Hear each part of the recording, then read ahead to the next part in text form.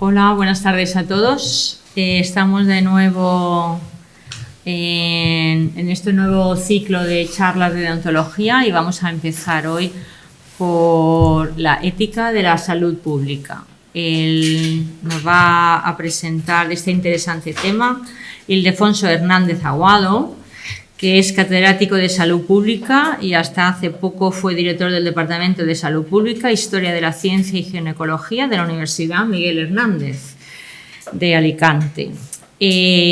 También presidente del Comité de Políticas de la Federación Mundial de Asociaciones de Salud Pública y fue director general de Salud Pública del Ministerio de Sanidad y Política Social entre el 2008 y el 2011, donde dirigió la preparación de la Ley General de Salud Pública y la Ley de Prevención del Tabaquismo Pasivo. Fue también miembro del Comité Permanente del Comité Regional para Europa de la OMS, el Consejo de Administración del Centro Europeo para el Control de Enfermedades y del Comité Científico de la OMS. Ha sido también presidente de la Sociedad Española de Epidemiología y de la Sociedad Española de Salud Pública y Administración Sanitaria, y fundador, entre otras personas, de la Escuela de Salud Pública de Menorca. Es, a su vez, autor de más de 250 artículos en revistas científicas, capítulos de libros e incluso editor de libros en salud pública. Sus líneas de investigación actualmente son políticas de salud pública, equidad en salud, ética y buen gobierno en políticas de salud. Y con esta pequeñita introducción que hemos hecho al señor catedrático Ildefonso Hernández Aguado, voy a proceder a pasar a la doctora Rosa Ballester, que nos va a presentar y realmente, bueno, pues a tener un diálogo para que Ildefonso nos pueda contar cosas sobre la salud y la ética de la salud pública. Después del diálogo que vamos a tener, se podrán hacer preguntas por parte del público asistente e incluso por parte del público que hay en casa.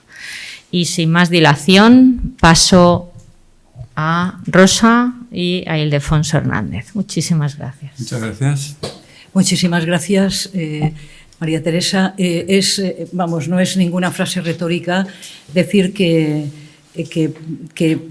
tal y como nuestra presidenta lo ha comentado, ¿no? Y para nosotros y para mí en particular es un auténtico lujo y honor pues tener aquí a Ildefonso Hernández, al doctor Hernández, ¿no?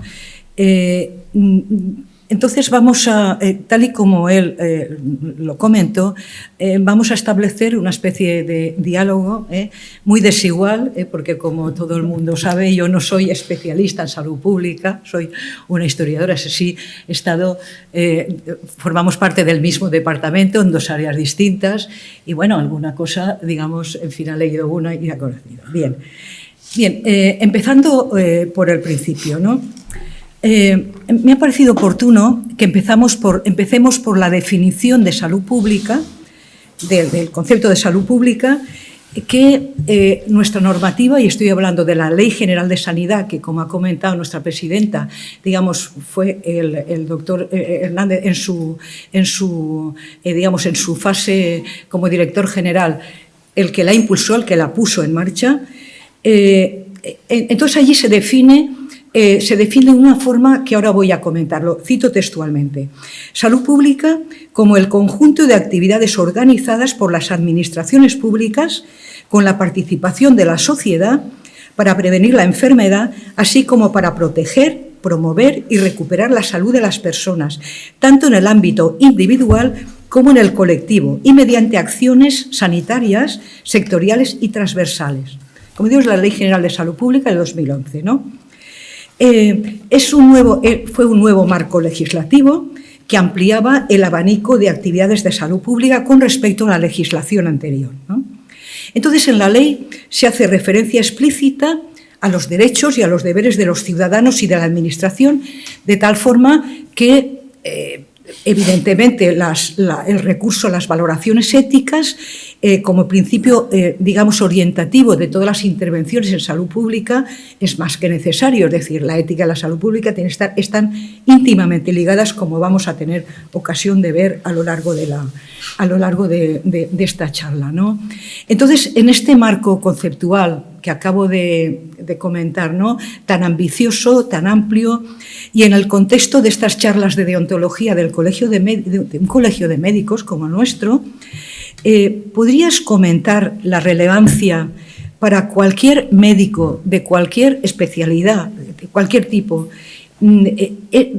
tiene la salud pública y, sobre todo, cuál es su papel en este proceso, en esta visión tan amplia que comenta, digamos, en la definición de la ley? ¿Cómo lo ves? Gracias, Rosa. Antes que nada, muchas gracias por permitirme darme la palabra aquí. Es un privilegio, y también muchas gracias al Colegio de Médicos y a la Comisión de Deontología. Como hemos hablado tú y yo alguna vez, para los que estamos en docencia en la Facultad de Medicina, tenemos que atraernos a los estudiantes, y aquellas asignaturas que son de esas que a priori no gustan nada, tenemos que ver cómo hacer que nos gusten. Yo tengo que reconocer que no fui a ninguna clase de salud pública, para que os hagáis una idea, y por eso puedo entender que los estudiantes tengan una relación especial a la salud pública. Entonces, cuando empezamos por en la asignatura bioética, que es de historia, tenemos unas sesiones que son de salud pública. ¿Y cómo abordo yo esto para hacerlo relevante a los estudiantes? Que es un poco difícil, ¿no? Entonces, devuelvo un poco la pelota a la medicina. Cuando vemos lo que la organización médico-colegial habla cuando habla de profesionalidad, me gusta hablar de profesionalidad porque el profesionalismo tiene aquello de lucro en la definición de la RAE. La profesionalidad, que es el conjunto de bases éticas, valores, etcétera, que sustentan los compromisos que hacen, entre otras cosas, que avalan la confianza que la sociedad tiene en el profesional. Yo les digo que esa confianza que tienen en los profesionales de la medicina es un patrimonio común, y todo lo que es compartido tiene una visión de salud pública, porque si falla por un lado, afectará la salud de todos. Entonces, ese valor que tiene la palabra del profesional de la medicina es importante, y la contribución que hace a la salud pública es importante. Nosotros, los que estamos en salud pública, sin los médicos clínicos y sin las médicas clínicos, no podemos llegar a mucho, porque la referencia a la población es el profesional de la medicina. Me explico. Cuando uno ve la empresa Ipsos, que dice ¿cuáles son los profesionales en que más confía la sociedad? Lo hacen 20 y tantos países. Los médicos salen en segundo lugar, pero en España es el primero desde hace tiempo. Después van los científicos, después profesores, etcétera, y los últimos van los banqueros, el clero y los políticos, todos al mismo nivel, 7%. Bien, ¿qué tiene esto de importancia? Tiene importancia por una doble cosa, y ya voy a empezar a contar batallitas para poderlo expresar. Antes he estado hablando con vosotras sobre la ley de prevención del tabaquismo. Bien, nosotros, como dijo un periodista, los datos se olvidan, las historias no. Y hay que poner historias detrás de las cosas.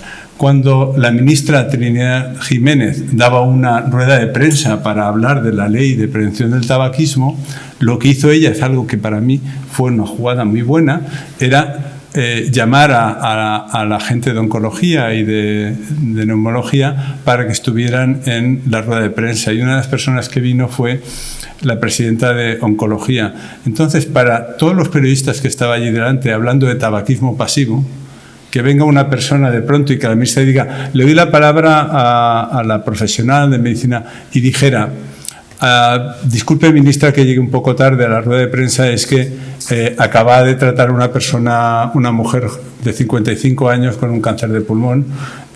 Por cierto, ella no había fumado nunca, era fumadora pasiva.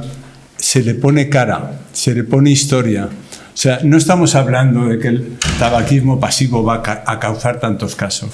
En cuanto viene una profesional de la medicina y esa profesional pone cara y ojos, ya todos los periodistas estaban con nosotros. No sé si me explico. Después ya contarían la historia, depende del medio de comunicación que estaban, pero ya tenían una atracción hacia lo que estábamos haciendo. Esa parte de confianza es muy importante y hay que mantenerla. Fijaros que no es una cosa segura hoy en día. Las cosas van demasiado rápido y ese patrimonio de confianza que tenemos lo podemos perder. Y eso sería un desastre para la profesión médica y para la salud pública. Y ahora voy a contar cosas en las que se puede perder, porque la profesionalidad y los retos del médico del futuro, en casi todos los documentos sobre profesionalidad dice, cuidado con la independencia, la imparcialidad. El médico, la médico tiene que ser independiente de intereses ajenos a la salud de los pacientes. Resulta que un tiempo se está discutiendo sobre si la vacuna de varicela había que ponerla en el calendario. Realmente la ponencia de vacunas del Ministerio había dado los datos para que se tomara la decisión y no entraba en el calendario, pero había presiones por la industria para que estuviera. Y resulta que hubo un jefe de la Agencia Española del Medicamento, el jefe de Medicamentos Humanos, que también participaba en la ponencia y dio datos de por qué no podía entrar. Y resulta que la industria fue en contra de él, no fue contra el Ministerio, y le puso una denuncia. Lo malo de esa denuncia es que, como testigos de la acusación, fueron miembros de la Comisión de Vacunas de la Asociación Española de Pediatría. Y fijaros, para que veáis lo que es el juicio. El juicio, lo que tuvo de llamativo es que el abogado del Estado tuvo una intervención que yo creo que fue brillante, porque cuando el testigo que iba por la acusación le preguntó, ¿y ustedes tienen evidencia científica suficiente? Si ustedes manejan evidencias científicas de todo lo que ustedes recomiendan, está basado en ciencia. Y entonces el testigo dice, claro, en la Asociación de Pediatría lo hacemos así. Y le digo, entonces las galletas dinosaurios que ustedes ponen el sello están muy avaladas científicamente y los Dodotis también. Eso es un escándalo. O sea, el juicio se acabó y lo perdieron. Porque claro, ¿cómo vas a valorar una asociación, unos peritos de una asociación que tanto te dice que las galletas son saludables como no son tal? Pues ya no tiene mucho elemento. Entonces, ¿qué quiero decir con eso? Que la parte de la confianza es un patrimonio, pero es un patrimonio que hay que defender de todas las formas. Y el papel de los colegios de médicos ha de ser clave en eso, y de una comisión de ontología clave. Hay que decir que la Comisión Central de la Organización Médica Colegial le puso no una sanción, pero hizo un informe negativo de lo que había hecho. Pero es un informe negativo, después sigue haciéndolo. Y después está la Sociedad de Arteriosclerosis, que hizo un acuerdo con Panrico Donuts, ¿no? Entonces dices, ¿es necesario eso? Y ves estas cosas y dices, cuidado. Y esa es una de las cosas que me preocupa, y que, como el profesional, tiene esa imagen tan potente que lo necesitamos para las cosas de salud pública, pues es un problema. Sí, el tema, lo que comentas de las sociedades científicas. Has hecho referencia a la Asociación Española de Pediatría, que además, aparte de este tema, en otros casos también, no sé, la utilización de logos, digamos, de la AEP en determinados productos para lo hacían las galletas y lo ha hecho en varios más. Otra cosa, tenemos una cobertura vacunal muy alta en España. Es un tema de salud pública, de ética de salud pública, el valorar si deben ser obligatorias o no. Los marcos de ética de salud pública dicen, todo lo que se pueda conseguir sin obligar, hacerlo sin obligar. Hay cosas que no, y después lo podemos hablar. Pero si hemos conseguido una cobertura vacunal muy amplia, sin obligar, sigamos por ahí. Pero esto se basa en la confianza que la población tiene en las autoridades sanitarias y en los profesionales de la medicina. Si se pierde porque pasan cosas que no gustan, iremos para atrás. ¿De acuerdo? Es decir, fijaros que puede ser que en un momento dado, teniendo en cuenta cómo funciona la sociedad actual, con todas las redes sociales, donde vemos mucha gente hablando, mucha gente que te viene, y hasta ves gente de confianza tuya que te dice, oye, ¿qué opinas de eso? Digo, pero hombre, si esto es de primero de bulos. Y ves la facilidad con que penetran otras. tiene que haber una voz autorizada. Y la medicina tiene que ser una voz autorizada. Si esto se nos pierde, vamos mal. O sea, ahí tenemos que ser muy potentes. Sí, una autoritas en el sentido más noble del término, ¿no? En el sentido de autoridad moral y autoridad científica, ¿no? Quería comentar el tema, o sea, la ética en y de y para la salud pública, que de todas maneras, digamos, tiene esas variantes, ¿no? Realmente, desde el punto de vista de la investigación específica, incluso yo diría de la visibilidad de la misma, ha venido más tardíamente que la bioética en general, ¿eh? Quizá también, pues, porque ya, vamos, todos los que estamos aquí conocemos muy bien, pues, en qué momento nace la bioética, los primeros códigos, después del tema de Nuremberg y de todo. Es decir, entonces, digamos, ha aparecido más tarde históricamente hablando, tiene una gran potencia, es decir, yo estos días repasando realmente, bueno, hay una cantidad de documentos, de publicaciones y de un gran rigor. Bien, entonces, digamos, desde el punto de vista de los grandes principios que se usan en bioética, ¿no? Beneficencia, no maleficencia, justicia, etc. He leído en algún momento que en el caso de la salud pública, digamos que habría unos parecen menos importantes que otros, y sobre todo que hay algunos que habría que introducir. Por ejemplo, insistir mucho en la transparencia, en la equidad.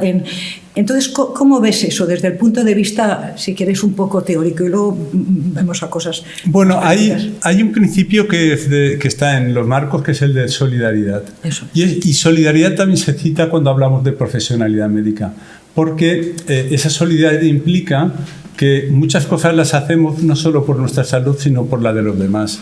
Por ejemplo, cuando se está recomendando una vacuna al profesional de la medicina, no se recomienda solo por él, sino por sus pacientes. Y así hay una serie de acciones, lavarse las manos es otra de ellas, que no es solo por ti, sobre todo por tus pacientes, que tienen que ver con una cuestión de solidaridad. Esa solidaridad que algunos, un filósofo como Pujol, que estuvo el otro día en Radio UMH, ya habla de fraternidad y utiliza la fraternidad como una de las ideas. Eso es. La responsabilidad tiene que ver también en cómo vemos la forma sistémica, lo que es el sistema de salud. ¿Por qué se defiende un sistema de salud?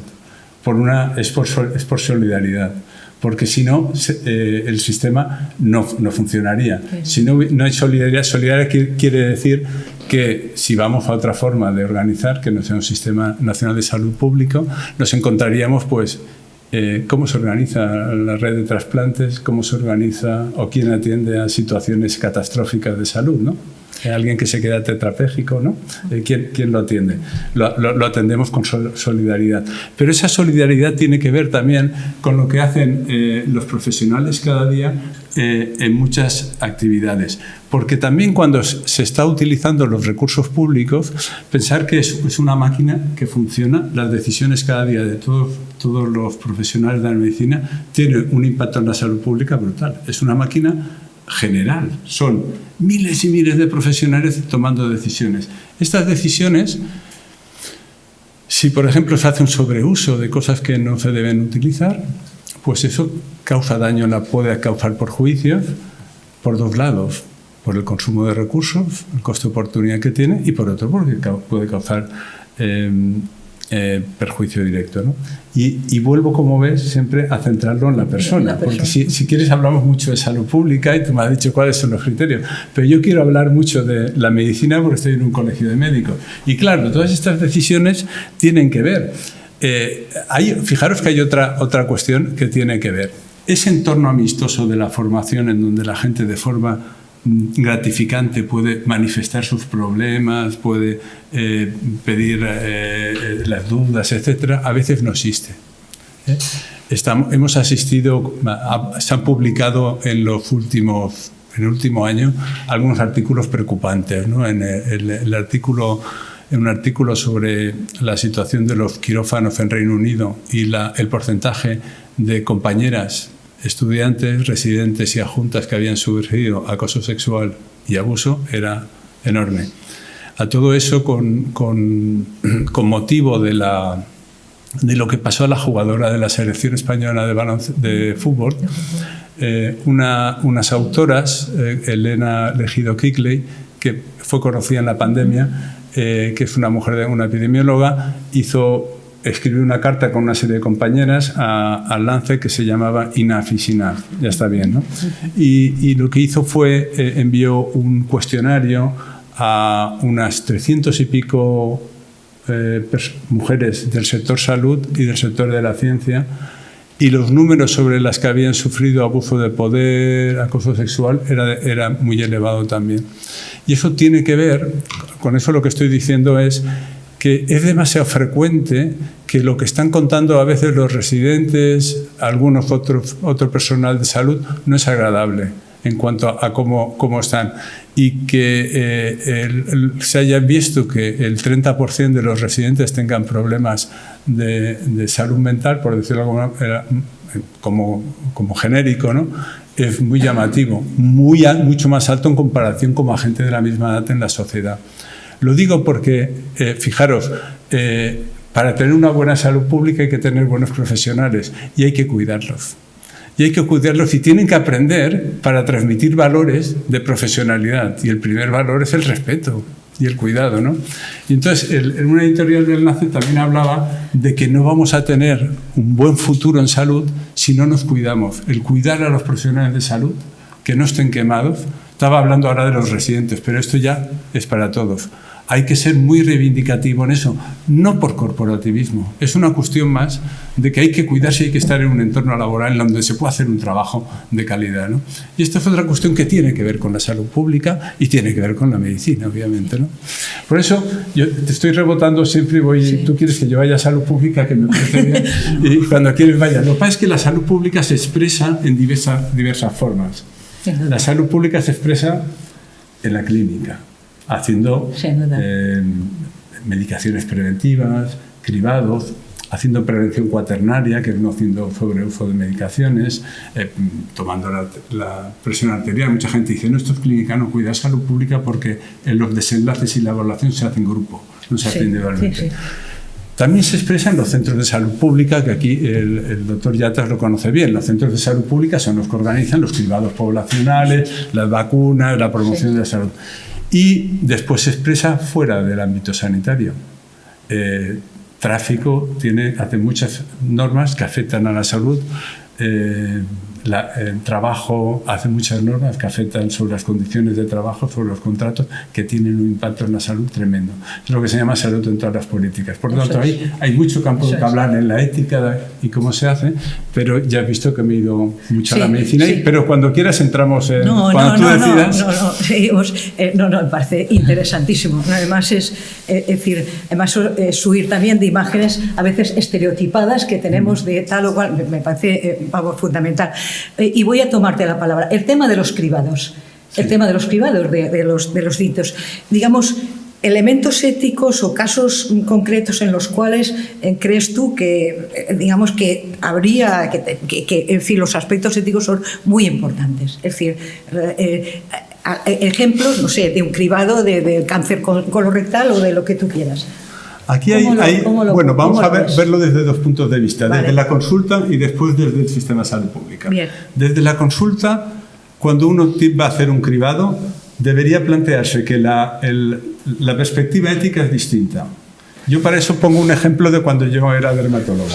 Es que si te viene alguien con unas aftas muy grandes en la boca, de esas gigantes que duelen mucho. Cualquiera que haya tenido una afta pequeña sabe lo que duele. Ahora que uno se imagine un socavón en los dos lados de la boca y se imaginará lo que duele eso. Entonces tú como médico o como médica dices, bueno, hay dos medicinas que parece que funcionan, las evidencias no acaban de ser del todo buenas.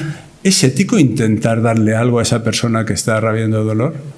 Igual sí. Tú dices, no hay evidencias fundamentadas, pero al menos parece que no tiene efectos secundarios. Digo, bueno, entonces se intenta.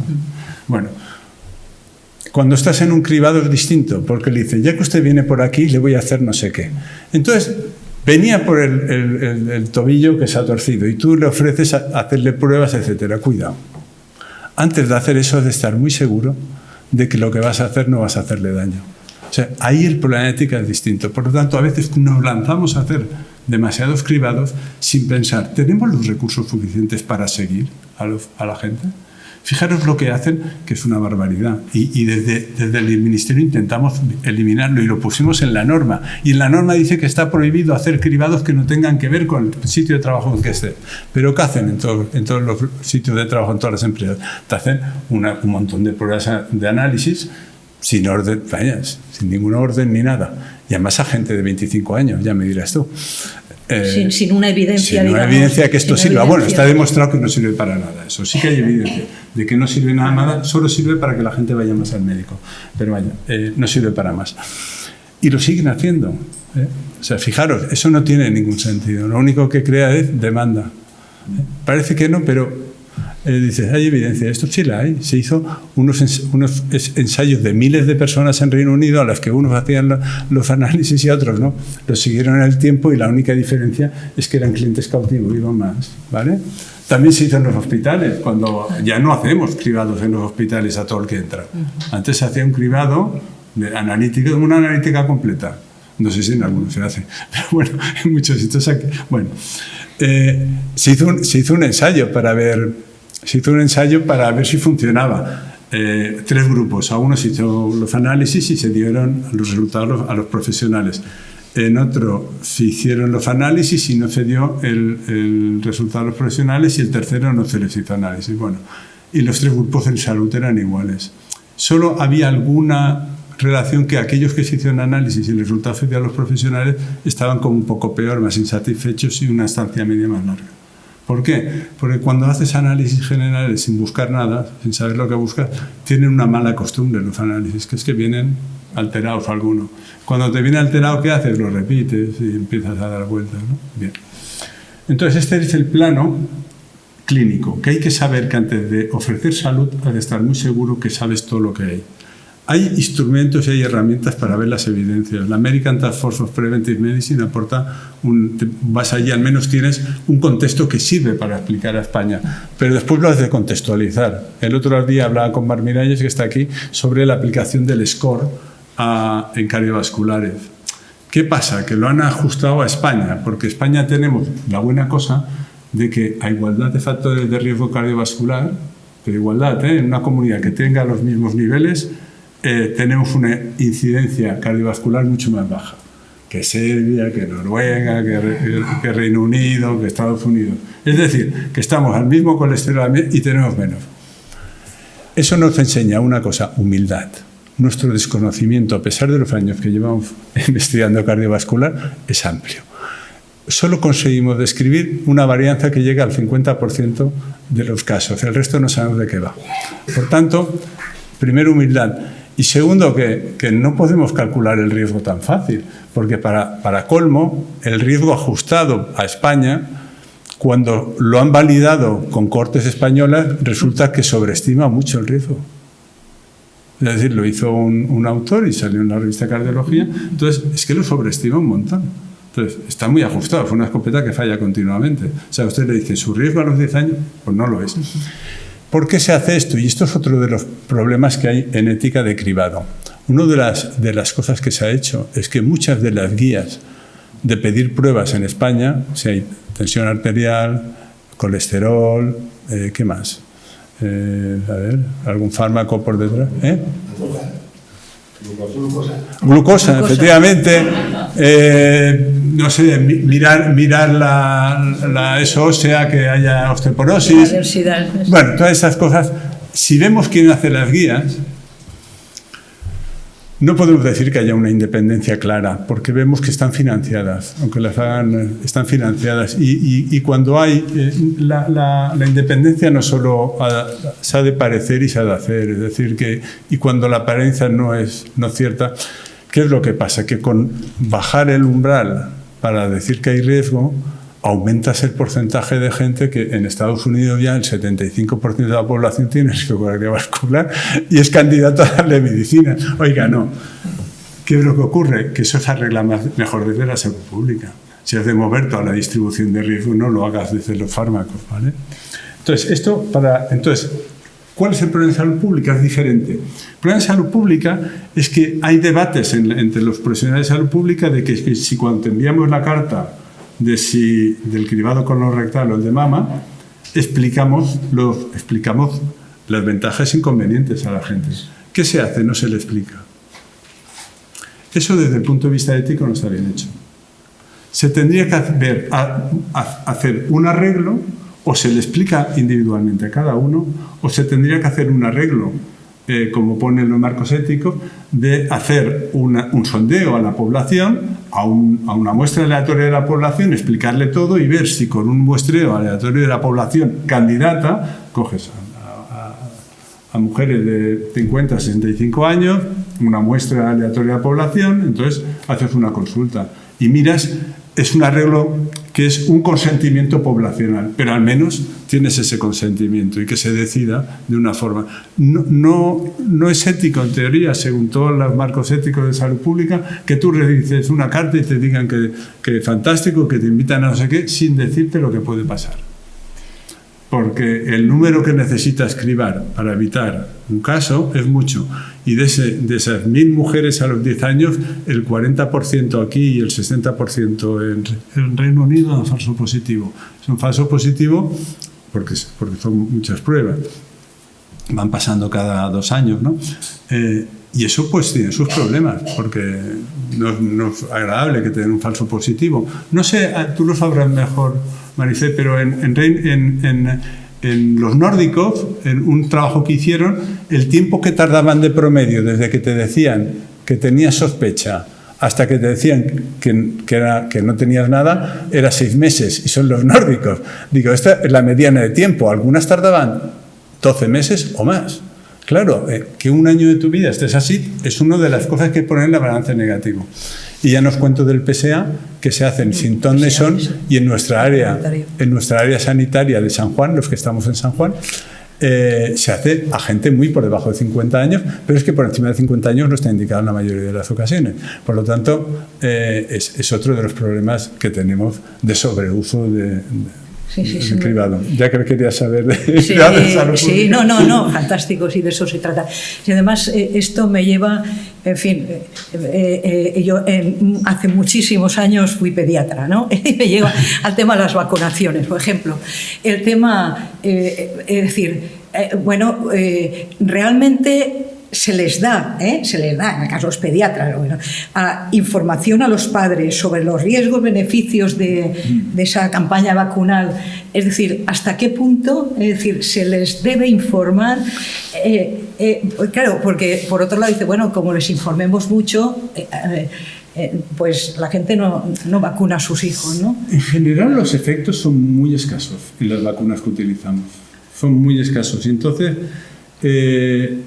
si uno va por derecho, suele conseguir mejores. Porque ahora hay demasiada información volando por todos lados. Y si tú de pronto dices que no tanto y sale uno, y es verdad, y te saca un documento del BAER-CDC que te dice cuánto es, y dirá, oye, pero me han mentido. Ya pierdes. No hemos de perder la confianza. Es otra vez el tema de la confianza. Por eso digo, no podemos no decirlo, porque ahora, antes no solo había el criterio de autoridad, sino de reverencia. Y bueno, si te lo decían, tú no ibas a buscar, ¿y dónde ibas a buscar? O sea, ahora no, pero es que ahora das un tecleo y le pones o le dices al ChatGPT, dígame cuánto en el CDC cuánto dice que la vacuna de la varicela hace o deja de hacer o la de Zoster, y te lo dice. Y está bien, ¿eh? O sea, está bien, pues nosotros vigilamos el ChatGPT porque los estudiantes también lo hacen. Y entonces tenemos que estar al día de lo que hacen o no hacen. Porque claro, lo usan y entonces le decimos, mira, usadlo pero con cuidado, no reproduzcáis lo que pone, porque si no mal. Sí, no está mal, ¿no? Y eso me lleva también al tema de la comunicación, de la comunicación en general, ¿no? De la comunicación y luego también el de la educación para la salud, de la educación, del papel que ahí jugáis como profesionales de salud pública y lo importante que es saber comunicar, hacerlo de forma adecuada, transparente, etcétera, ¿no? Es uno de los temas que yo creo que en eso es fundamental, ¿no? Lo mismo que por lo que comentabas, ¿no? La importancia de tener unos sistemas de información muy sólidos, muy tal, y luego saberlo exponer, saberlo contar, ¿no? Eso es una cosa de las que nos falta. En nuestra especialidad, en teoría, está una parte de comunicación y una parte de abogacía por la salud. Abogacía por la salud es la incidencia política. Es decir, abogacía sería conseguir movilizar hacia lo que nosotros queremos. El ejemplo es la ley del tabaco. ¿Qué es la abogacía por la salud? Pues que el Comité Nacional de Prevención del Tabaquismo, en donde se juntaron varias sociedades científicas, actuó de forma coordinada para producir información científica que contrarrestaba la que hacían en teoría los hosteleros, pero en realidad las hacían las tabaqueras por medio de los hosteleros. Entonces publicaban continuamente cosas de que se iban a quedar en paro, cuando pusieran... Entonces, ¿qué hacía la Comisión Nacional del Tabaquismo? Que es una entidad civil, que no está relacionada con la administración, y entonces tenía confianza, tenía credibilidad y le hacían caso. Igual que le hacían caso a la oncóloga que he dicho al principio. Y ahí todos juntos conseguimos que fuera en una dirección. Si no, la ley hubiese sido imposible sin todos estos actores. Hubo una ventana de oportunidad, que es cuando Trinidad me dijo, ¿tú qué crees que hay que hacer? Y yo le dije que había que hacer. Ella después habló con Zapatero y Zapatero dijo que sí. Y aún así, cuando entrevisté al señor Rodríguez Zapatero por el tema de la ley, lo entrevisté por un trabajo de investigación que hacía, y él me dijo, pues no creas, me costó mucho sacar la ley, porque en la primera reunión de ministros me dijeron muchos que no, que había no sé cuántos. Uno se cree que el problema que iba a haber era el del dinero de los bares, y sin embargo, lo curioso es que cuando me dijo el expresidente Rodríguez Zapatero el mensaje que le daban varios ministros, era que esa ley iba a hacer que un país tolerante, un país abierto como España, se convirtiese en un país prohibicionista, que no era tan acogedor, que la ley anterior había conseguido que se fuera acogedor, la libertad de elección, etc. Este mensaje que le dijeron los ministros, si no va al programa que se llama de acomodación, mal traducido del inglés, de Philip Morris, era el mensaje que estaba defendiendo Philip Morris en todos los países, diciendo que España había conseguido un éxito, y el éxito era ese. O sea, que les había permeado, los ministros cuando decían esto, ellos no sabían que lo decía Philip Morris, pero a ellos les habían convencido con ese mensaje alguien. El lobista que había conseguido a sus ministros que tuvieran ese mensaje, el lobista que lo había conseguido no era del tabaco, porque ellos son muy brillantes. No va uno del tabaco a decirle a un ministro, yo no voy a decir nombre, a decirle, eso lo tienes, mira, qué tal. No, viene uno que es de los de bebidas azucaradas, otro, y le dice, oye, que igual tenéis un problema ahí, yo es por ayudaros, tal, o sea, lo hacen de otra forma. Y claro, lo que habían hecho era tratar de... Y entonces fue difícil. Él dijo, a la segunda Consejo de Ministros volvía que no hacía manera, y dice, y en el tercero yo soy muy deliberativo, pero tuve que utilizar mi autoridad. Y digo, bueno, gracias. Gracias a que utilizó la autoridad, y pasó al Parlamento la ley, ¿no? Bueno, pasó al Parlamento no porque la ministra hizo otra buena jugada, que es que en vez de mandarle al gobierno, al Parlamento, eso en teoría dirías que es una pérdida de calidad democrática. Pero hay veces cuando ves que hay tanta gente en las esquinas que quiere morder en la ley, a veces es bueno, os explico. La ley puede ir de Consejo de Ministros al Parlamento, pero para llevarla al Consejo de Ministros de una forma tiene que pasar antes por una serie, todos los ministerios, Consejo de Estado, no sé qué, y ahí siempre hay gente muy convencida de que no ha de salir. No voy a explicaros las influencias que hay y todo eso, que lo podéis imaginar. En cambio, si quien lo presenta es la Comisión de Sanidad del Congreso, que en este caso estaba ya Mazares, que era presidente y tal, ahí va directamente sin pasar por todos los organismos, porque quien la genera es el legislativo, y entonces obvia todos los filtros. Veis que es un poco una jugada, pero cuando tienes una ley con tanto lobby y tan benéfica, yo creo que no estuvo mal, ¿vale? Yo, mira que soy muy de procedimiento democrático, pero ahí creo que no estuvo mal del todo. Me he perdido con esta junta. No, sí. Yo quería, precisamente, ahora que estabas hablando del tema de la legislación y en fin, de los poderes públicos, etcétera, el Consejo de Ministros, si no me equivoco la fecha, creo que el 30 de enero, el último día de enero, crea la Agencia Estatal de Salud Pública. O sea, ¿qué puedes decirnos desde el punto de vista digamos, de lo que estamos hablando, ¿no? Es decir, ¿qué importancia tiene? Me imagino que ese es un primer paso, ¿no? Ese es un primer paso. Esta agencia estatal tiene que pasar por el Parlamento, ¿no? Tiene que está ya en el Parlamento. Está en el Parlamento. Es recentísima, ¿no? Sí, entonces, es una buena noticia, porque esta agencia estaba prevista en el borrador de la Ley de Salud Pública. Eso es. Que preparamos cuando estaba allí. En 2011. Y eso fue también debido a cuando la ley, y por eso os digo lo de los filtros, cuando la ley que salió de nuestra dirección y que después conseguimos que aprobara el Consejo Interterritorial, no sin muchos sudores, cuando ya tenía que ir al Consejo de Ministros, antes tiene que pasar por varias comisiones. Y entonces había una persona de Moncloa que no estaba muy contento con la ley y mandó una persona al ministerio para que estuviera a mi lado viendo qué cosas. Yo le decía, escribe tú ya. Me decía, no, es tu tarea. Después, como decía Alfonso Guerras, cepillaron el Estatut de Cataluña, sí, pues la ley también la cepillaron en un lenguaje muy cutre que he tenido el gusto de reproducirlo. Pero realmente lo que hicieron fue quitarle muchas cosas y lo que era la agencia se convirtió en un centro con muy pocos artículos y se quitó mucho. Entonces, ahora vuelve y la clave no está en la ley, sino está en el reglamento. Porque lo que nos gustaría es que fuese una agencia independiente, con mucha independencia del gobierno, y que fuera una voz autorizada.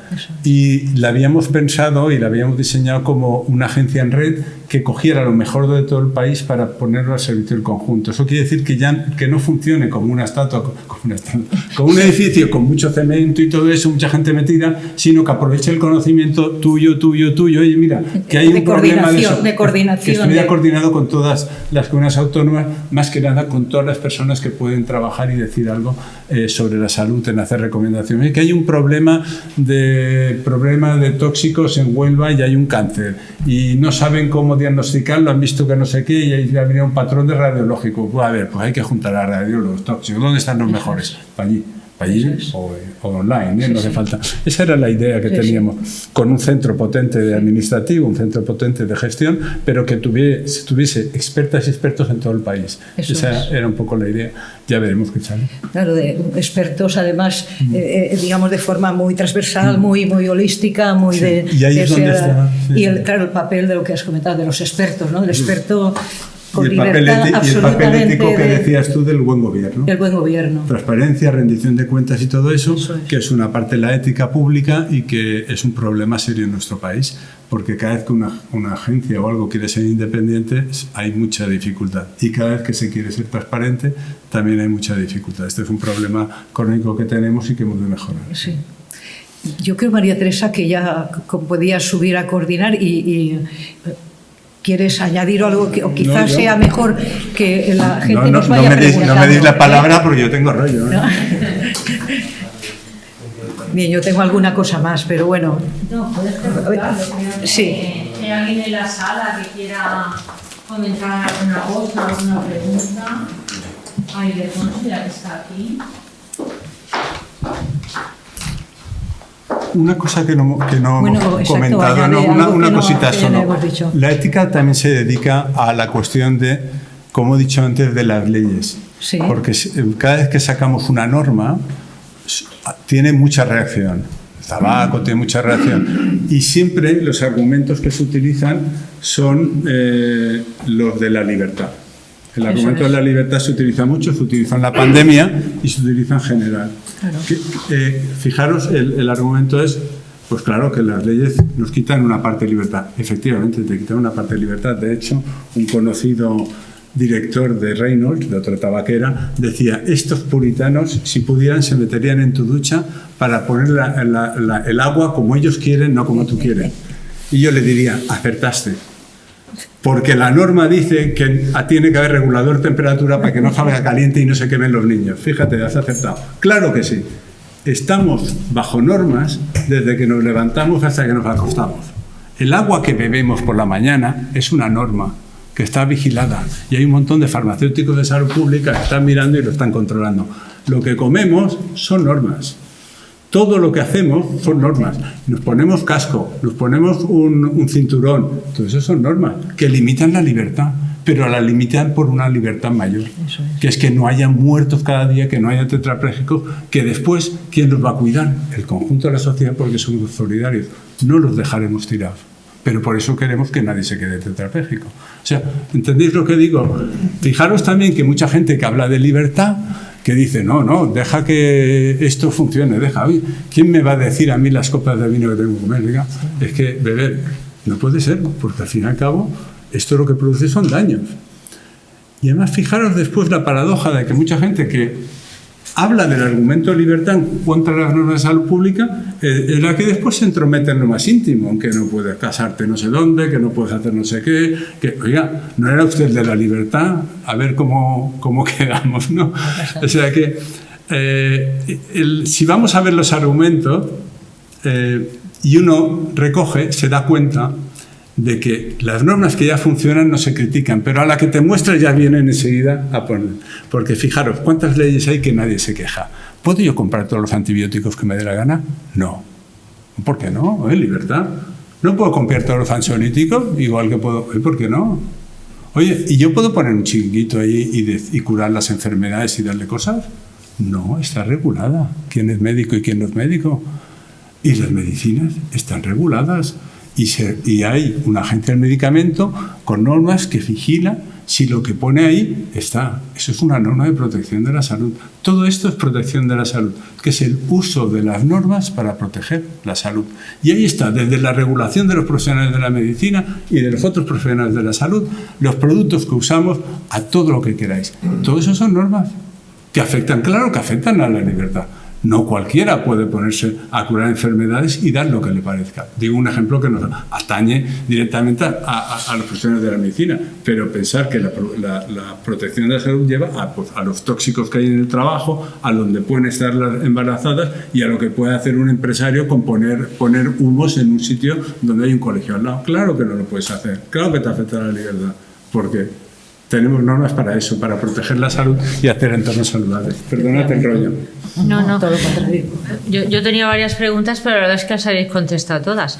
Pero me ha gustado mucho, la verdad. Me parece interesantísimo. Pero bueno, como me gusta siempre montar un poquito de una pregunta capciosa, no voy a criticar nada.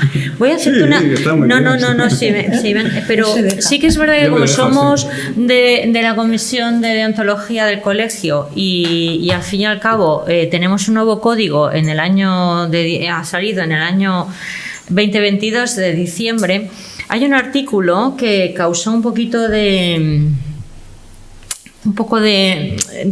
debate, ¿no? Hubo gente de la colegiación que estaba a favor y gente que estaba en contra. Y es un artículo precisamente relacionado con las vacunas, ¿vale? El artículo 44 del nuevo Código Deontológico, capítulo 10, que habla sobre la seguridad del paciente, dice así. Y quiero saber tu opinión, a ver, tú como especialista en salud pública. Vale, dice, a fin de limitar la transmisión a los pacientes y, salvo que haya razones que justifiquen no hacerlo, el médico debería estar vacunado y es de su responsabilidad usar las medidas preventivas y necesarias contra aquellas enfermedades transmisibles de mayor prevalencia e incidencia.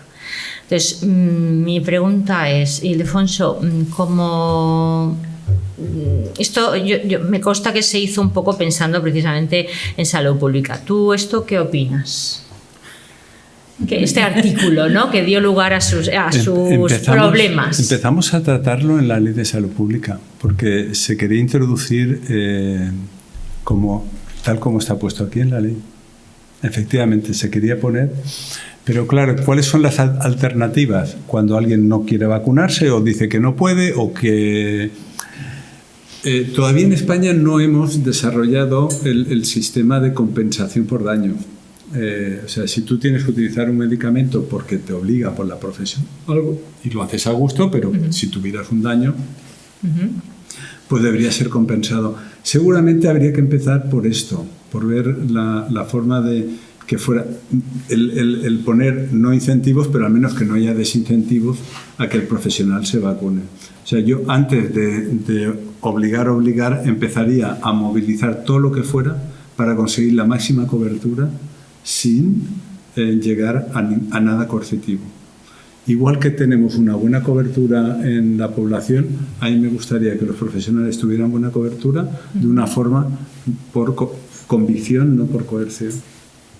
Y haría pues toda una serie de medidas que habría que pensarlas y juntaría gente experta para que pudiera hacer una propuesta que no es de un día, es una cosa perseverante de tiempo y que se puede ir haciendo desde la formación, etcétera.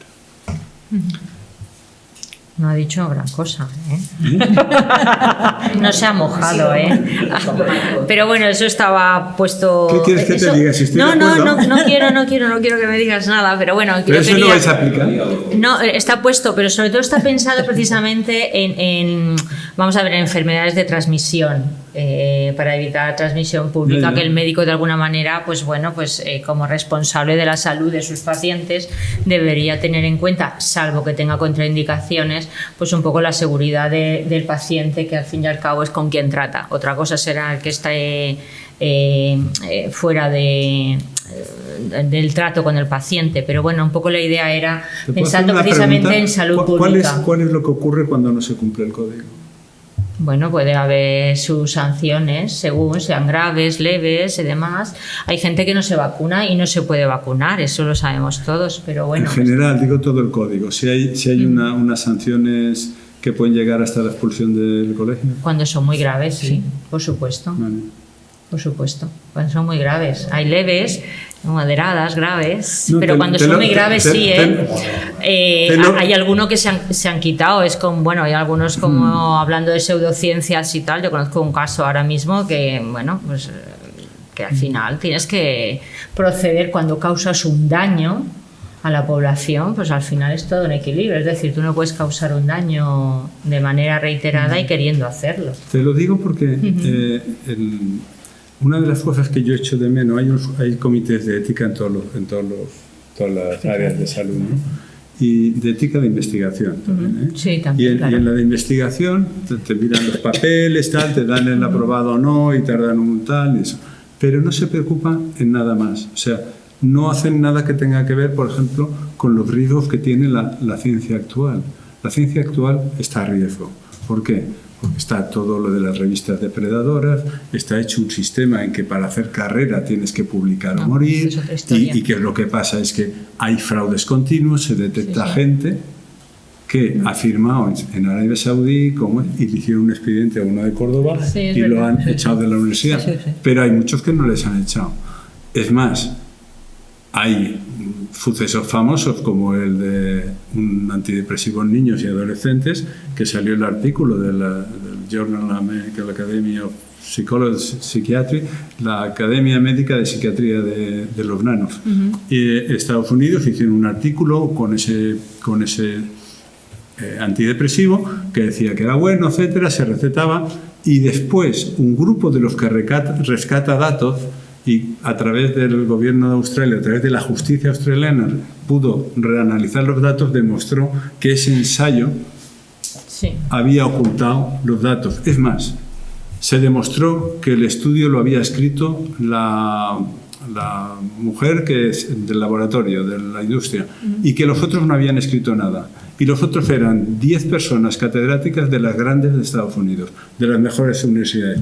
Después de esto, cuando la editora del British Medical Journal llamó a todos estos sitios y les dijo, vamos a publicar esto, no hubo ni perdón, ni retractación, nada. O sea, todo sigue igual. Los catedráticos siguen en su sitio, todos siguen en su sitio. Digo, cuidado lo que he dicho yo de la confianza, porque está muy bien, por eso te lo pregunto, no te lo pregunto para yo te puedo dar mi opinión y le puedo dar aquí. Sí, además me parece muy interesante. Yo era favorable a que se pusiera obligatorio en la ley. Con eso te digo, si quieres que moje, yo era favorable. Pero después, a medida que he ido trabajando en ética de salud pública, he pensado que tenemos que trabajar mucho para hacer que el entorno sea favorable. Y si no lo conseguimos así, hacerlo obligatorio. Pero en ese momento era absolutamente favorable. Digo, a los pacientes no sé qué, está todo el mundo obligado no sé qué, y ahora el profesional que te va a ver a ti no está vacunado en algo que te puede transmitir, eso no tiene sentido. Esa era mi opinión. Pero fíjate que cuando estamos hablando de esto, en los códigos se obvia la relación con la ciencia. Y aquí mismo tengo residentes a los que van a un congreso y en el servicio le han metido 3 autores que no habían hecho nada porque son amigos del jefe de tal. Y esto está pasando aquí. Y no tiene a quién decírselo. Estaría bien que la comisión deontológica tuviese una forma de que le llegasen formas de que pasen estas cosas. Porque esto es muy grave. Y yo le digo, ¿y no lo vas a decir? ¿Cómo voy a decir? Si no voy a trabajar en toda la Comunidad Valenciana, si diga esto. O sea, estoy diciendo cosas que son de ética y que es una perversión de la ciencia continuamente en todos los niveles. ¿No? ¿Vale? En el nuevo código está, tanto se dice claramente que no se debe de poner en la nueva esto de la investigación, es que no tengo el código, perdonadme, pero lo suelo llevar siempre, pero hoy no. Hablan precisamente de esto que has comentado, Ildefonso, que no se debe de poner a alguien que no haya trabajado, no debe de constar en ningún trabajo, y también habla, en el capítulo de investigación también dice claramente que estamos obligados deontológicamente a decir tanto los pros como los resultados negativos de los estudios. Es decir, esto, el nuevo código en eso está bastante ampliado, ¿vale? Y también recuerdo que hay ciertas declaraciones también de la Comisión Central de Deontología hablando de esto que son igual de importantes que el código. O sea, hoy, afortunadamente en el nuevo código, esto que comentas, que ha sido gravísimo, al menos cada vez se empieza, los trabajadores cada vez están un poco más... digamos, ya no están tan indefensos como antes. Yo pediría que hubiese un sistema de que la gente con menos poder tuviera formas. Y ya que estoy por pedir, a mí me gustaría que el Colegio de Médicos fuera un actor importante en comunicación en salud de aquello que esté muy claro. Por ejemplo, en tabaco, en cosas así. En nuestra comunidad todavía el tabaco se había quitado de las terrazas, es una pena que haya vuelto. Y me hubiese gustado que el Colegio de Médicos hubiese hecho una nota, busca a 3 personas que tienen solidez y saben las evidencias, etcétera, que eso lo encontramos enseguida, y oye, hacen un comunicado diciendo, por favor, no hagan eso, no esas cosas. O que quiten carriles bicis a punta pala. Oiga, no quiten carriles bicis, esto no va de broma, el cambio climático y la movilidad tiene que ser sostenible y saludable. Cuanto menos utilicemos los gases, los de estos motorizados, mejor. Estaría bien que el Colegio de Médicos tuviese esa voz autorizada en lo que he dicho de ganar confianza. Es en cosas, no en las cosas que pueda haber un debate, no, en cosas que sean muy sólidas, que esté muy acreditado, que esté respaldado por OMS, que esté respaldado por Naciones, o sea, que haya... En eso yo creo que tendría que tener una voz pública. Estaría bien. Pues hablando, bueno, ¿alguna pregunta? Porque yo quería hablar, en esto que estabas hablando del tabaco, por ejemplo, vamos a ver, está clarísimo que todo dilema ético en salud pública, estamos hablando cuando existe un problema entre los derechos individuales, ¿no? Con respecto a lo que son las obligaciones para un poco con la sociedad, ¿no? Entonces, por ejemplo, había una cosa, y ya que tú estabas en lo de la ley, que yo creo que eso debía de estar en la propia ley. Hace poco hablaban eso de, precisamente, la nueva ministra de Sanidad volvía a sacar a colación un poco este detalle de, hablando de la protección de los trabajadores en las terrazas o en las cafeterías, por ejemplo, la idea era un poco... la lucha entre un poco la libertad individual de cada uno, que se habla muy bien del prohibicionismo y demás, que hay que tener un poco de eso, es un poco, bueno, una de las cosas que hay, sino que realmente la manera de defender un poco al trabajador, precisamente expuesto a estos tóxicos, está un poco encontrado con la libertad individual de cada uno de ejercer su derecho, ¿no? Entonces, estaba este detalle de fumar, como tú has dicho, en las terrazas, pero había otro detalle que, si no os acordáis, no hace mucho, también se planteó, era Prohibir, exactamente, prohibir de alguna manera que los padres fumaran con los niños dentro del coche, ¿no? Entonces, ¿qué te parece todo esto a ti, ¿no? O sea, porque eso debería estar en la ley, que tú, es que cuando he visto lo de la ley de tabaco, ¿estaría en la ley? Sí, yo estoy de acuerdo. Estoy de acuerdo porque es el grado de intoxicación en un coche cerrado es suficiente para que haya eventos de salud seguros. Entonces, es una medida para salvaguardar el derecho a la salud del niño. Y más que prohibir, quizá, como tú has dicho, convencer a la población, se pueden ¿no? poner tiempos para convencer, etcétera, se pueden poner plazos, etcétera, y así se puede progresar, se puede hacer de distintas formas, pero bueno. Con respecto a lo que has dicho de... Pásale.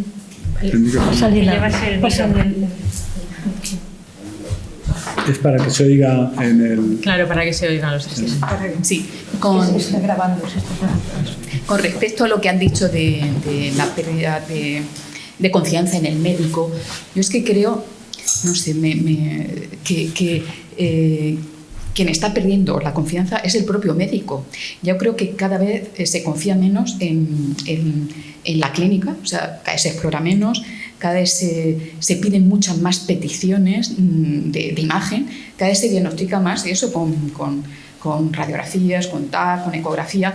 Entonces yo creo que el paciente pierde la confianza en el médico y la gana las pruebas que son las que le diagnostican, porque cada vez se ausculta más, no se escucha al paciente, no se explora. Yo no sé si en medicina defensiva, un poco todo, la falta de tiempo por paciente y tal, pero sí que han aumentado el número de peticiones radiológicas, que es un tema de salud pública, la radiación, de una forma exponencial. Y la verdad es que esto, yo no sé si habría que hacer pues también campañas de educación sanitaria, que sepa la gente lo que son las pruebas diagnósticas, porque la gente cada vez está más solicitante, ¿no? Y hay cosas que deberían de frenar mucho los médicos y no se frenan.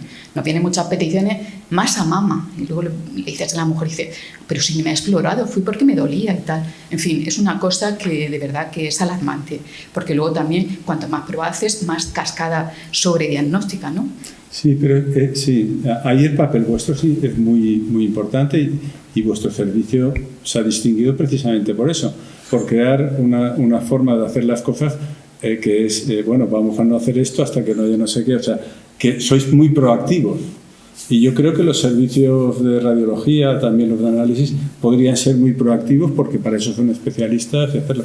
Lo que hacéis vosotros podría ser un ejemplo en muchos sitios. Y ahí hay mucho trabajo que hacer por vuestra parte. Pero efectivamente, a la población, como dices, si la cosa va así, sería necesario algo de información, ¿no? Para saber que lo que pasa con los tags, lo que pasa con que es acumulativo y que, bueno, si le damos las cifras de Estados Unidos del cáncer atribuible a la radiología en Estados Unidos es brutal.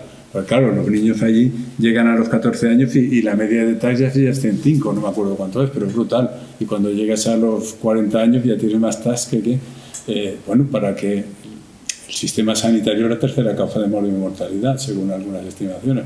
Claro, es uno de los problemas que tenemos y por eso también se hizo aquella cosa que hizo el Ministerio, que era el choose wisely, escoger sabiamente, que era el no hacer, y que las sociedades científicas se adhirieron, y entonces la de radiología tiene una lista de no hacer, pero eso el Ministerio no tuvo recursos ni para moverlo, o sea, estaba ahí, pero después claro, ahí más que el Ministerio tendría que ser la consejería o tendría que ser los propios profesionales. Lo que pasa es que estamos siempre faltos de recursos, porque si pones una persona dedicada a eso seguro que sí, pero es uno de los problemas que tiene siempre la salud pública. Cuando la pandemia, yo al presidente de la Generalitat se lo decía en cada reunión, además como era de los primeros que hablaba, le decía, recuerde que la primaria y la salud pública están hechas polvo, como no, esto vendrá otra y volverán a estar igual y nos acordaremos. Oye, se acaba la pandemia y estamos ya todos así.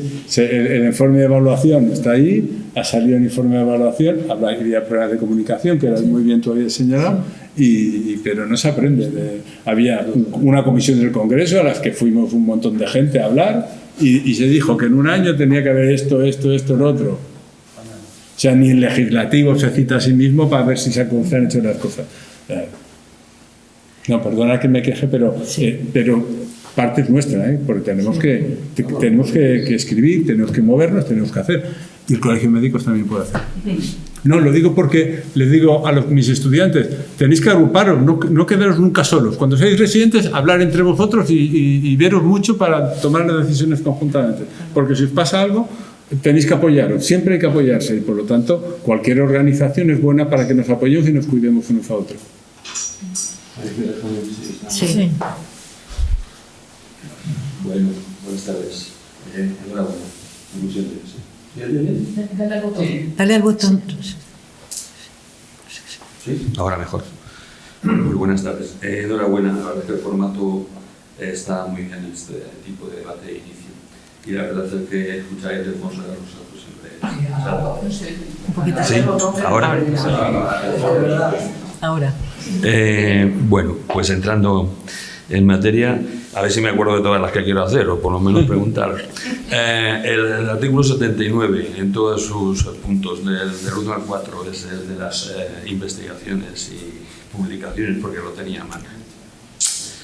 A ver, yo trabajo, soy médico de familia, trabajo en un centro de salud, evidentemente, en Muchamiel, y la verdad es que somos autodidactas. Es verdad que estamos mal desde la salud, bueno, siempre estuvimos mal, pero desde la pandemia mucho peor, ¿no? Y no se ha arreglado, ni creo que se arregle, porque no nos movilizamos, entre otras cosas. Aparte de las reivindicaciones, digo que tenemos que ser un poco autodidactas, en el sentido, ¿y por qué digo esto? Porque desde salud pública es verdad que nos vienen programas no impuestos, sino bueno, pues declarados, que están bien, ¿no? El cáncer de colon, el GARBIS, con esto que nos lleva un tiempo después de saturación, que se obtienen y se consiguen resultados de prevención, evidentemente, porque de primaria hacemos más de preventivistas que de clínicos, ¿no? Curamos alguna neumonía, bastante gripes, pero nos quedamos un poco por ahí, hacemos más cosas, pero en fin.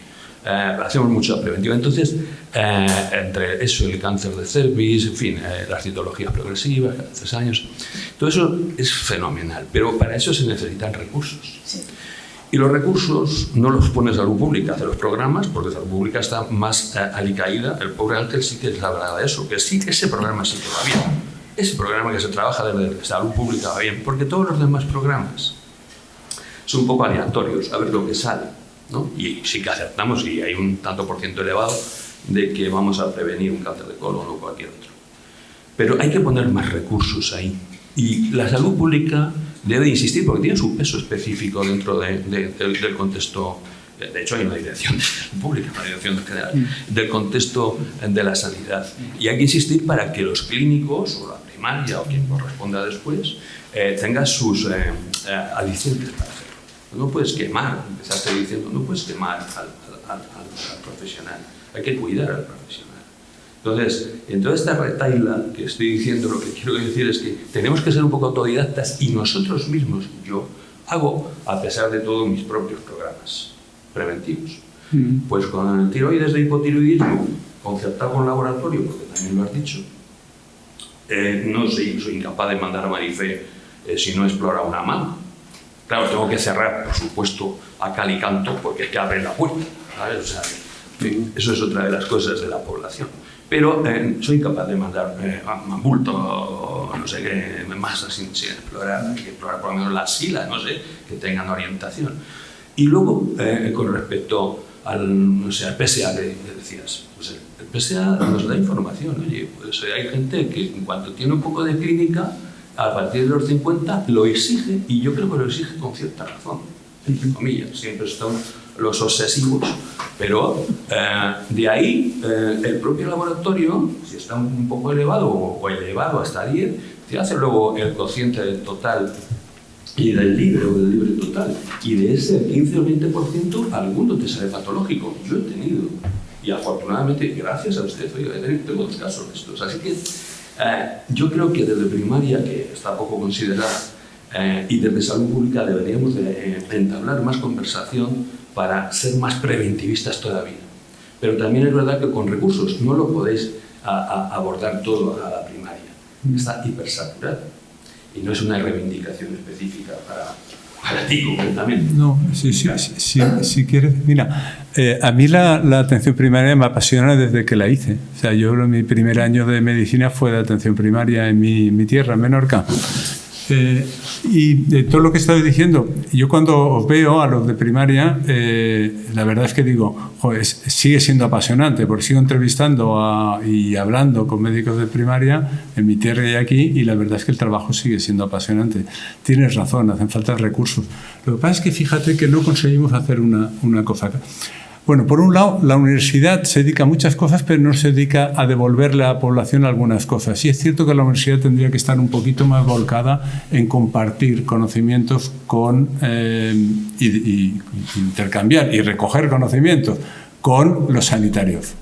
Hacemos poco de eso, es decir, salen nuestros estudiantes, se van y algunos porque los llamamos y nos gusta saber cómo les va la vida, pero no tenemos contacto posterior y sin embargo se va produciendo conocimiento que, por ejemplo, tú me dices del PSA. En mi departamento, Blanca Lumbreras, que es una compañera mía, lleva un proyecto sobre el PSA súper interesante, llevado con todos los urólogos, hay varios de Elche, del Balmis y de San Juan, viendo los falsos positivos, etcétera. Porque está el fenómeno de una cosa que es muy poco conocida, que es el sobrediagnóstico.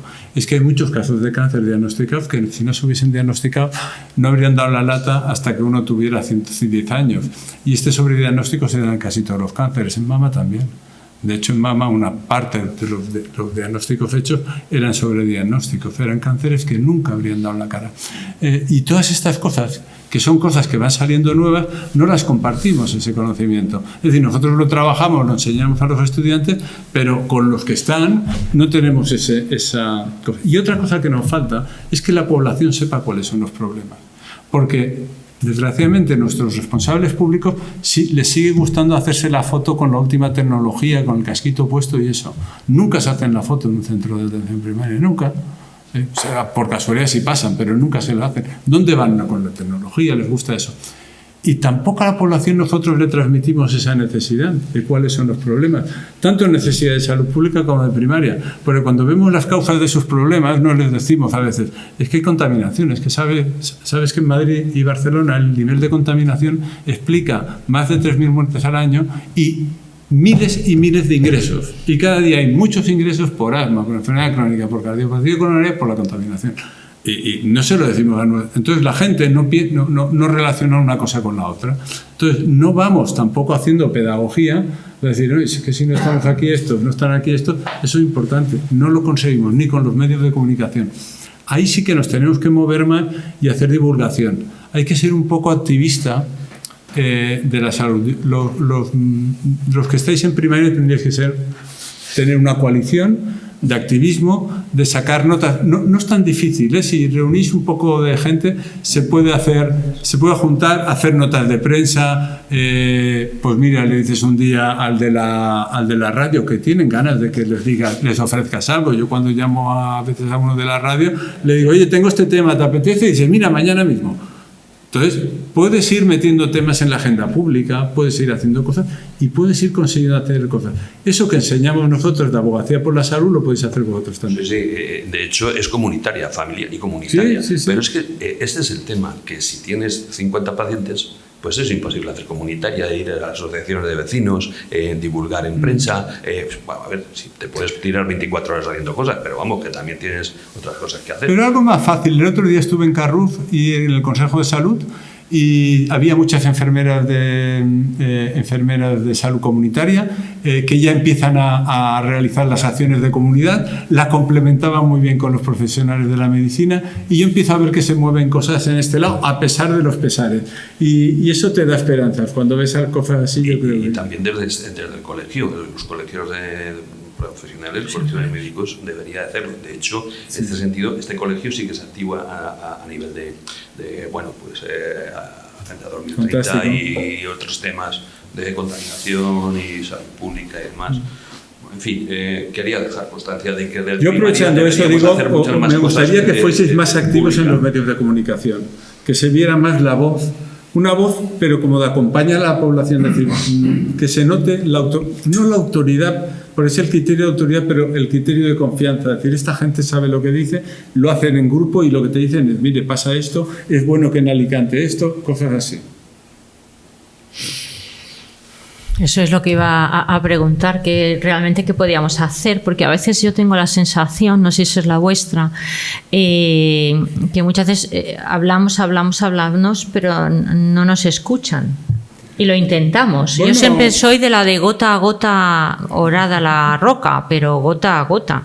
De hecho, estamos aquí hablando de esto de gota a gota, como siempre lo hemos hablado. Es decir, de alguna manera intentar siempre si puedes convencer a alguien de lo que se hace, pero yo veo que a veces es muy complicado arriba, sobre todo hay tú que has estado cercano allí en los ministerios, a veces me da sensación que los intereses, los lobbies que bien has hablado, pues a veces tienen mucho más poder que nosotros mismos. Eso se vio clarísimamente. Pero voy a ser presuntuoso, pero nosotros tenemos razón.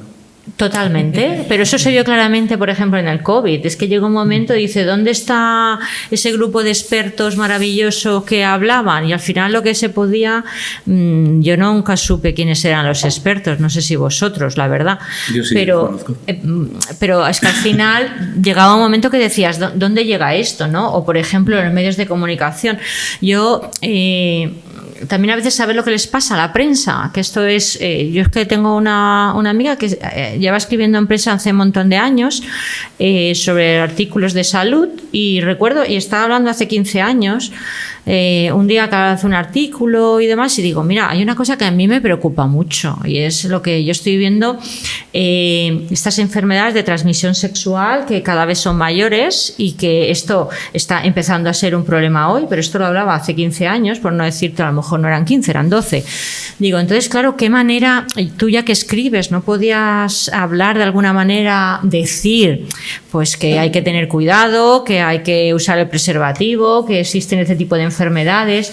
Y la respuesta de ella fue, dice, lo he intentado, pero me han dicho que esto es que parezca que yo esté prohibiendo a la gente, el prohibicionismo que hablábamos, parece que esté coartando el derecho individual de cada persona, ¿vale? Entonces no me dejaban esto. Entonces, claro, nosotros como médicos pues estamos muy respecto a la salud pública, porque sabes el problema que hay, pero claro, muchas veces los medios de comunicación, incluidos y muchas veces yo creo que también los políticos, pues están más por otras cosas, por a veces esos derechos individuales más importantes que la propia salud pública. No sé si es por desconocimiento, que seguramente sí, voy a pensar que es por eso, ¿no? Que es por desconocimiento más que otra cosa, pero el problema es que luego vienen los problemas 10, 15 o 20 años más tarde. No, entonces no sé.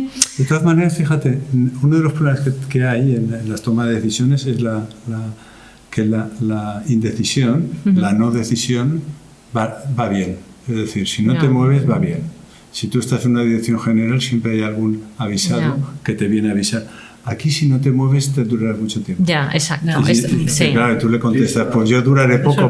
Claro, exactamente. Ahí está. Entonces, porque el tomar decisiones enseguida te pones en el foco y va mal. Entonces la gente lo dice, yo no hago nada, voy tirando y aquí duro. Entonces la única forma es, con lo que digo, hacer incidencia, agruparse y hacer incidencia.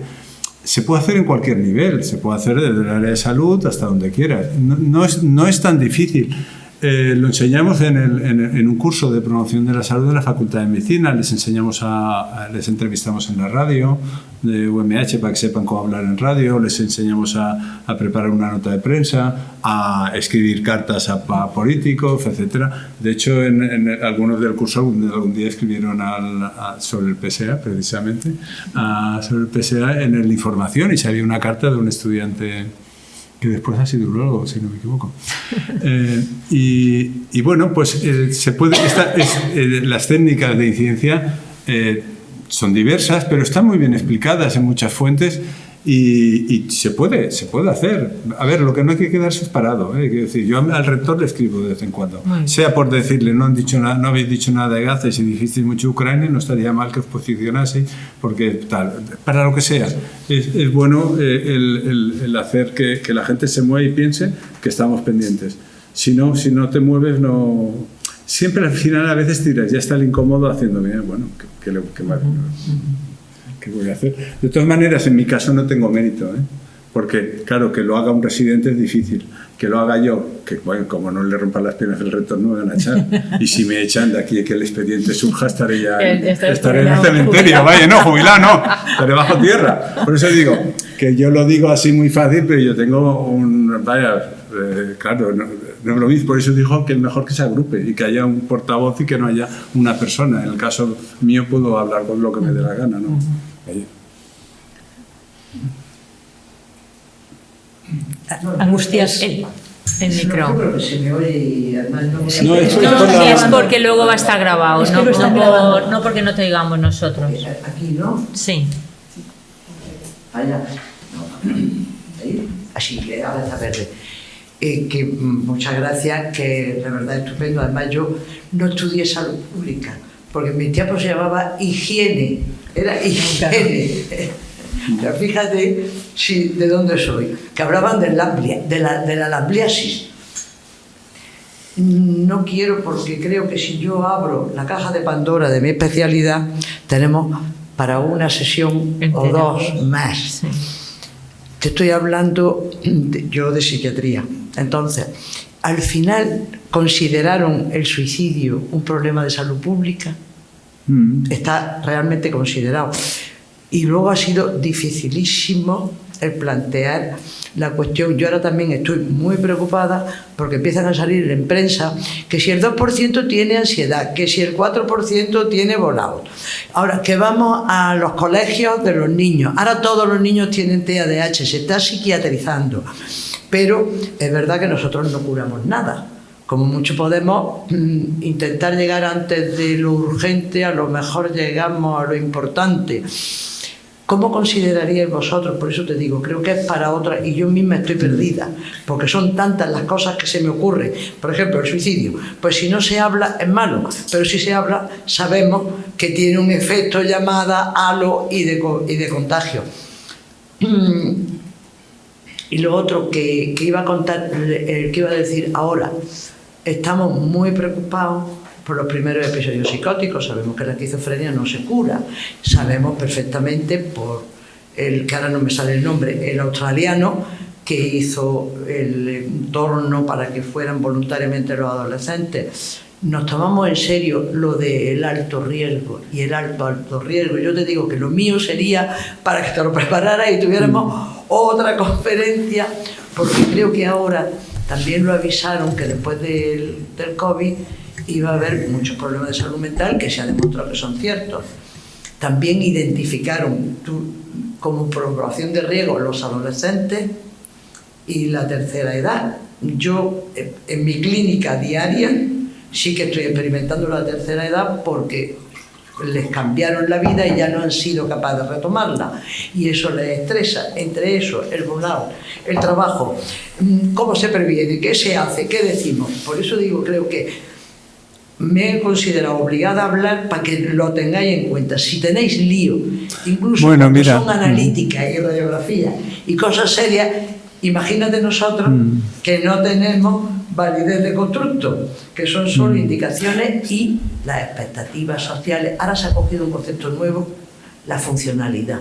Pero bueno, yo ahí lo dejo y no pretendo que me has contestado lo que quería. Bueno, una cosita más. Como sabes, sí que se hizo, con la pandemia se inició un plan de salud mental y además con financiación. No sé hasta dónde llegará. Segundo, en la ley asturiana de salud pública, que no ha salido, pero que la escribí, la ley asturiana de salud pública, nos la encargaron a 4 personas. Pusimos un capítulo de salud mental muy amplio. ¿Por qué? Porque hay evidencias de que hay varias cosas de prevención en relación al suicidio también que se pueden aplicar y las incluimos como una de las carteras de servicios que tenía que tener el servicio asturiano.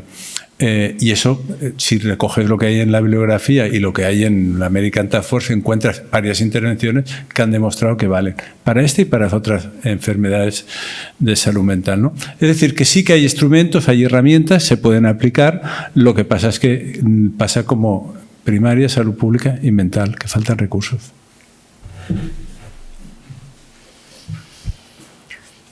Y yo tengo otra pregunta. ¿Qué piensas, de alguna manera, que también viene a colación de lo que tú has dicho? ¿Consideras? Yo creo que hay una medicalización de lo que es la sociedad actual. ¿Y esto podríamos considerarlo un problema de salud pública? Sí, es un problema grave. Es un problema grave, uno de los problemas viene por la agenda de investigación. Dicho en breve, tú miras, ejemplo que pongo mucho a los estudiantes, la fisioterapia después del infarto, necesitas tratar a 5 para evitar un nuevo infarto, ¿vale? Sin embargo, los stents o otras intervenciones más biomédicas necesitas muchos más para evitar un infarto. La cobertura de la que tiene patente detrás es de cerca del 90%. La cobertura de la fisioterapia es del 30%. ¿Qué quiere decir eso? Que la investigación sobre intervenciones no farmacológicas o no biomédicas es muy baja. Sin embargo, es hasta curiosísimo que en el JAMA de esta semana viene que para manejar la hipertensión borderline, que eso ya tiene narices, pero bueno, para la prehipertensión, que han comparado el ejercicio físico con Tai Chi. Y el Tai Chi es efectivo, más efectivo que el ejercicio físico, y que además reduce el estrés. Quiero decir que sí que de vez en cuando me sorprende que hay investigaciones sobre factores, sobre intervenciones no farmacológicas. Pero ¿por qué no hay? Porque quien manda en la agenda, incluso en Europa, que cambió 17.000 millones una vez, lo cambió de intervenciones de este tipo a farmacológicas, porque por el Pacto de Lisboa, pues nada, todo a mejorar la competitividad europea, pues por lo visto no es competitividad tener intervenciones bien diseñadas que mejoren la salud. O sea, y ese es un problema que tenemos, que las intervenciones no farmacológicas no están defendidas. Y claro, ¿qué es lo que hace un médico en primaria? ¿Le han enseñado a hacer un buen consejo? No, no le hemos enseñado. ¿Tiene alrededor gente que lo sepa hacer? Tampoco mucha y está muy agobiada. ¿Qué pasa cuando detecta la tensión arterial? Al final acaba en fármaco, aunque sea una hipertensión leve. ¿Cuántos tiene que tratar?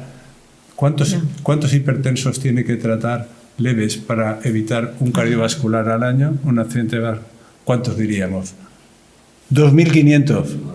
Oye, pues si 2.500 hay que tratarlos, seguirlos durante un año y todo eso para evitar uno, ¿a que habrá cosas más baratas para disminuir la tensión a los que están en hipertensión leve? Y no lo hacemos. Pasear. Claro. Pasear. A ver, que lo hagas bien con los de hipertensión alta, sí. Más alta y seria. ¿Por qué? Porque con eso, con 50 que trates ya tienes un éxito. Y 50 son muchos, ¿verdad? Llevar 50 al año ya... Vale, pero eso sí. Pero con la leve habrá otras cosas. Y la hipercolesterolemia en España, en mujeres, que mujeres, para que tengan cuidado, el número que necesita escribir y incluso aplicando el score, que está mal, ahí tienes que tratar a miles y miles y miles para conseguir uno. Oye, seguro que hay otra cosa, ¿no? ¿Entendéis lo que digo? Estamos demasiado metidos en la medicalización y no se plantea estratégicamente cómo hacerlo. Y lo que decías tú, más defensiva, más pruebas y más fármacos. Tenemos que ir con mucho cuidado porque esto es uno de los riesgos, una deriva. Y además es la pérdida, como decía muy bien Marifé, de confianza en el profesional. Parece que el profesional no tiene más que hacer pruebas, después elegir un fármaco y darlo. Oiga, no, un fármaco, cirugía, pero no. Si no somos capaces de manejar el paciente y llevarlo hacia la salud de una forma que no sea solo esa, haciéndole muchas pruebas, vamos apañados. Por lo tanto, es un trabajo y es muy bueno, que yo creo que es muy bueno que el Colegio de Médicos, desde vuestra ontología, pero también desde otros sitios, vaya pensando en estas cuestiones. Y no vaya pensando, no, y que haga cosas. ¿Alguna pregunta más? Bueno, pero voy a hacerla. Volviendo a lo de los médicos, que hay algunos, muchos, bueno, bastante porcentaje, que no quieren vacunarse. Sí. Pero el problema no era que no querían. No, hablo fuerte. El problema no es que es que está grabándose. Es que luego es porque se graba. El problema no es que no quieran vacunarse. No saldrá en España. El problema es que no dan recomendar vacuna a los pacientes suyos. Hay bastantes médicos. Y entonces, cuando se ha hablado con el colegio, con alguna institución entonces no había tanta, no se consigue un apoyo fuerte. Igual cuando estos médicos hacen cosas que teóricamente están claras que no deben, y voy a poner ejemplos, de hace muchos años recibimos una denuncia diciendo: perseguiré judicialmente al que quiera vacunar o poner la tuberculina o la BCG. Fíjate, la tuberculina de tiempo. Pero es que luego aquí tuvimos también el doctor Amat con el Amatrisán, que como es médico y está colegiado, está recetando una cosa, es un problema de la inspección de farmacia, no es un problema del colegio. El colegio no hacía nada hasta que lo hiciéramos nosotros. Y la Comisión Deontológica, lo que te estoy diciendo, porque lo que ha dicho Alfonso, hay que tener más firmeza o más agresividad, sería la palabra, tanto la Comisión Deontológica como el colegio, cuando pasan estos casos, que el corporativismo se disimula, pero que de verdad la gente, los otros compañeros, no ven que no pasa nada, o ven al revés, no ven, no, sí, ven que no, o que pasa muy poco, o que se diluye con el tiempo, mucha inspección, mucho un expediente, pero al final no acaba en nada. Por eso me ha alegrado que me digas que sí que está muy completo, bastante completo el código, pero el problema es si se va a aplicar de verdad, sobre todo estos casos concretos, que sabemos, como por ejemplo, yo lo estoy contando cosas que son a toro pasado, de gente que está dirigiendo un centro de reconocimiento de conductores y no es, ni no puede dirigir, y el colegio lo sabe, y no ha pasado nada. Entonces decir, oiga, es que esto es inaudito que pase esto, pero, y también te podría ejemplos de otros colegios, es decir, que tanto el colegio profesionales como el colegio médico como la universidad, que también podía ser salir más, no hacer como sale muchas veces. Estamos estudiando, estamos investigando, ha descubierto, sí, eso es muy bonito, pero eso es para tu departamento y para tu currículum y para tu propaganda, o porque tú quieres. Pero estamos buscando, estoy enfocándolo en el sentido de decir que se presione para lo que educar a la población o a los medios de comunicación. Lo digo para ver si... No, me he acordado del exministro Ángel Gabilondo, que decía: la universidad está muy mal, porque ahora en donde están los profesores tendrían que poner un cartel que dijera: no moleste, estoy haciendo currículum. Eso es lo que está pasando ahora con lo de Arabia Saudí y demás, pero menos mal que yo creo que es algo que ahora de verdad que creo que se va a poner, que a veces sueltan las cosas, sale por un caso determinado y luego esto al final pues lleva a tomar medidas. Y creo que en el código nuevo, bueno, no es que lo creo, hay muchísimas cosas ahora que hemos tenido algún caso que en el código anterior no, pero en el código de hoy sí que daría lugar a falta, y hay faltas. Hay faltas, ¿vale? Mira, como vocal de hospitalaria del Colegio de Médicos, tengo que decir que en todas las juntas hay denuncias y se aplica el código deontológico. Y cada vez están aumentando más, y se hace bien. Y fantástico. Luego te recojo también el guante y estamos a tu disposición de probablemente sí tenemos que haber hecho algo de la campaña esta. La verdad que lo que has dicho, que de hacer una nota o salir en prensa diciendo que no estamos de acuerdo con que se fume en las terrazas. Pero sí que estamos haciendo mucho con el tema de que vienen denuncias de pseudoterapias y cosas de esas, y en eso la verdad es que estamos bastante metidos ahí, porque es un tema de salud pública también, que se estén poniendo botox en las peluquerías y tal.